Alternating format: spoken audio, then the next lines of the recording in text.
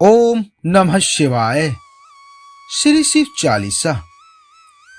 जो मनुष्य प्रतिदिन पूर्ण विधि विधान से भगवान शिव के इस चालीसा का पाठ या स्मरण करता है तो अपने ऐसे भक्त की भगवान शिव सभी मनोकामनाओं को पूर्ण कर उसे मनोवांछित वर प्रदान करते हैं।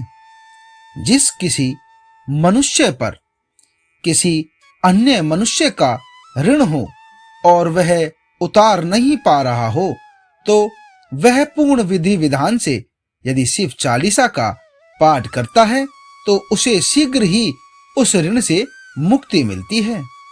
यहाँ पर हम भगवान शिव चालीसा का हिंदी अनुवाद कर रहे हैं। ओम नमः शिवाय।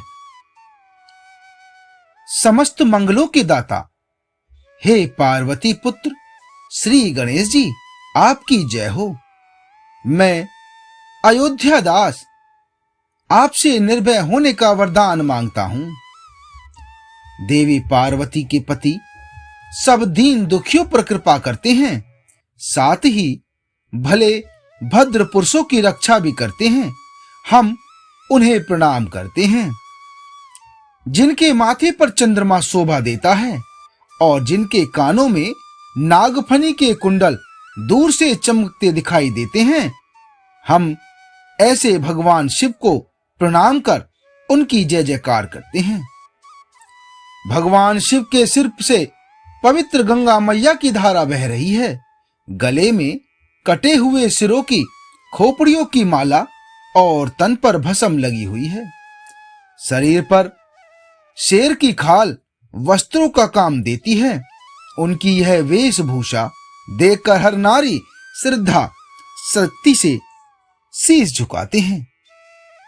मैना की दुलारी अर्थात उनकी पुत्री देवी पार्वती जी उनके बाएं अंग में सुशोभित हो रही हैं।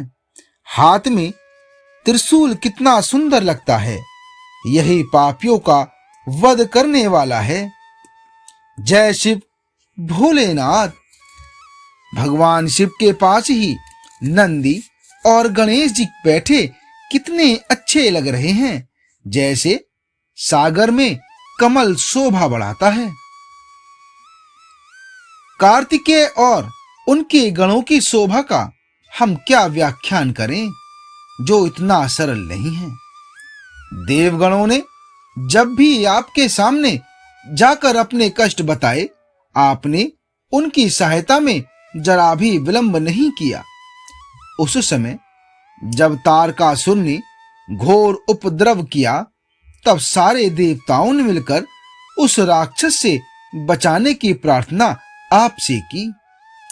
आपने उसी समय स्वामी कार्तिकेय को भेजा और उन्हीं ने जाकर शिवजी द्वारा दी शक्ति से उस पापी राक्षस को मार डाला। एक और पापी जलंधर नामी राक्षस जब देवताओं पर घोर अत्याचार करने लगा तो उसका भी वध करके देवताओं की लाज आपने बचाई। त्रिपुरा जैसा खूनी असुर जब घमंड करके भगवान बनने लगा तो आप ही ने उसका वध करके उसके घमंड को चूर चूर कर दिया। आपने ही अपनी जटाओं से गंगा की धारा को छोड़कर भागीरथ की तपस्या संपूर्ण की। आप इस संसार के तीनों लोकों के महादानी हैं, तभी तो सब भक्त आपके पूजन में लगे रहते हैं।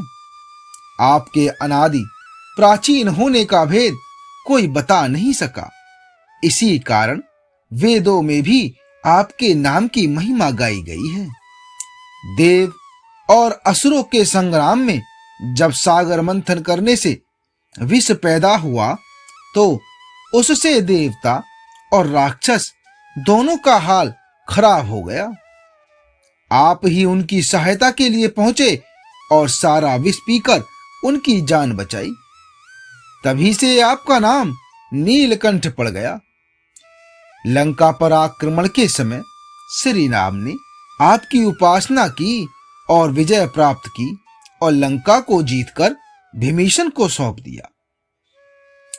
भगवान श्री राम ने जब सहस्त्र कमल द्वारा आपका पूजन किया, तब आपने फूलों में विराजमान होकर उनकी परीक्षा ली। एक कमल के फूल को अपनी शक्ति से लुप्त कर दिया, तो श्री राम ने फूल के स्थान पर अपना एक नेत्र निकालकर आपकी पूजन में रख दिया। भगवान श्री राम की इस कठोर भक्ति को देखकर भगवान शिव जी प्रकट हो गए और श्री राम को उनके सब मनोरथ पूरे होने का वरदान दिया। भगवान शिव त्रिलोकीनाथ हैं, उनका कोई अंत नहीं पा सकता, वे अंतर्यामी हैं। बोलो भगवान शिव की जय। हर प्रकार के पापी मुझे आकर प्रतिदिन तंग करते रहते हैं, वे मुझे माया जाल में फंसा देते हैं, जिसके कारण मुझे मुक्ति चैन नहीं मिलता। हे भोलेनाथ, बस मैं इन चीजों से ही तंग होकर आपकी शरण आया हूं। इस संकट के समय आप ही मेरा उद्धार कर सकते हैं। आप अपने त्रिशूल से मेरे शत्रुओं का नाश करके मुझे पापियों से बचाओ। हे भोलेनाथ, माँ बाप और बंधु ये सब सुख के साथी हैं, संकट के समय मुंह फेर लेते हैं। हे त्रिलोकीनाथ, केवल आप ही मेरे सहायक हैं, आप ही आकर मुझे इस घोर संकट से निकालें। हे भोलेनाथ, सदा से आप ही दीन दुखियों की सहायता करते आए हैं, आपके द्वार से कभी कोई खाली नहीं जाता। हमें यह भी पता नहीं कि आपकी उपासना कैसे की जाती है, किसी भी भूल के लिए हमें क्षमा कर देना। हे शिव शंकर भोलेनाथ, आप ही संकटों से मुक्त करवाने वाले हैं। सारे शुभ काम आपका नाम लेने से पूर्ण हो जाते हैं। योगी मुनि ज्ञानी सब आपका ही ध्यान करते हैं। नारद जी वे मां सरस्वती भी आपको प्रणाम करती हैं। आपका उपासना मंत्र ओम नमः शिवाय, इसका पाठ करने वाले देवगणों के साथ साथ भगवान विष्णु भी इस मंत्र का जाप करते हैं। जो भी प्राणी सच्चे मन से इस शिव चालीसा का पाठ करता है, उसकी हर इच्छा भगवान शिव स्वयं पूर्ण करते हैं। बोलो भोलेनाथ की जय। यदि कोई कर्जदार इस शिव चालीसा का पाठ करे, तो वह शीघ्र अपने उस कर्ज से मुक्त हो जाता है। जिस घर में संतान या पुत्र नहीं है, शिव चालीसा का पाठ करने से उसके घर संतान अवश्य ही होगी। प्रत्येक मास की त्रयोदशी को घर पर पंडित को बुलाकर श्रद्धा पूर्वक भगवान शिव पूजन व हवन कराना चाहिए। त्रयोदशी का व्रत रखकर शिव चालीसा का पाठ करने से मनोकामना पूर्ण होती है। धूप, दीप और नारियल, चंदन लेकर भगवान शिव की मूर्ति के आगे बैठकर पूजन करने से मन चाहा फल मिलता है। उसके जन्म भर के पाप नष्ट हो जाते हैं और वह अंत समय शिवलोक में पहुंच जाता है। अयोध्या दास जी कहते हैं कि शंकर जी, आप ही हमारी मनोकामना पूर्ण करेंगे। आप ही हमारी माता हो, आप ही पिता हो, आप ही हमारे समस्त दुख दूर करो। नित्य कर्म के पश्चात इस चालीसा का 40 दिनों तक प्रतिदिन पाठ करने से भगवान मनोकामना पूर्ण करेंगे। हेमंत ऋतु मार्गशीर्ष मास की छठी तिथि संवत 64 में यह चालीसा लोक कल्याण के लिए पूर्ण हुई।